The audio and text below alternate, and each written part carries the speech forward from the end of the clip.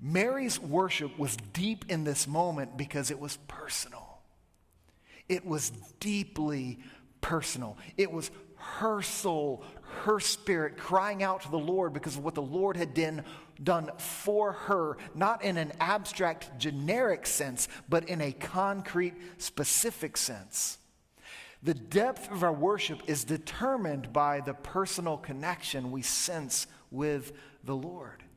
It's when we come to acknowledge and recognize just how God is at work in us personally so that we respond in worship on that regard. And then she goes on to say now that her soul and her spirit is rejoicing and is magnifying and is praising and worshiping God because, I love this phrase, she says that he has looked upon me with favor.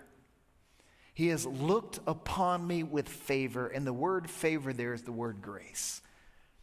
In other words, a person's worship is an eruption that responds to the grace of God in their lives. The fact that the Lord looks upon us with favor. Now, the Lord is not looking upon any one of us with disdain. And he is not looking upon us with disappointment. He is not looking upon us with irritation. He is not looking upon us with frustration. The Lord is looking upon his people with favor, with grace. And that's good news for people who want to be seen so badly. We live in a society where everybody wants to be seen. This is why Instagram and TikTok are so popular. We want people to see us, and we don't just want them to see us, we want them to like us. And so we're checking our accounts over and over and over again, trying to count the number of likes an image is getting or picture is getting. We want people to see us. We want them to like us. All the while, the God of the universe is saying, I not only see you, and I not only like you, I see you and I love you. And when the Lord looks upon us, he doesn't see us according to the filtered images we present to the watching world around us. He sees us in our unfiltered capacity. He sees us in our rawness, in our realness. He sees us flaws and all, and still he looks upon us with favor. He's treating us according to his love and his kindness and his goodness and his grace. He is not treating us according to our flaws and our shortcomings. He's not dealing with us on the basis of our lowly estate. He's dealing with us on the basis of his grace. This is where Mary's worship becomes so deeply personal, because she's aware that the gaze of God has fallen upon her with favor. And this is what you and I get to celebrate today.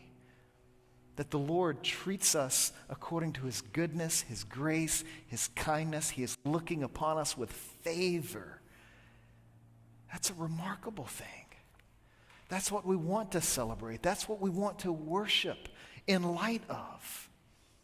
But then Mary goes on and she says, not only am I worshiping because God is looking upon me with favor, she proceeds to celebrate both the bigness and the closeness of her God.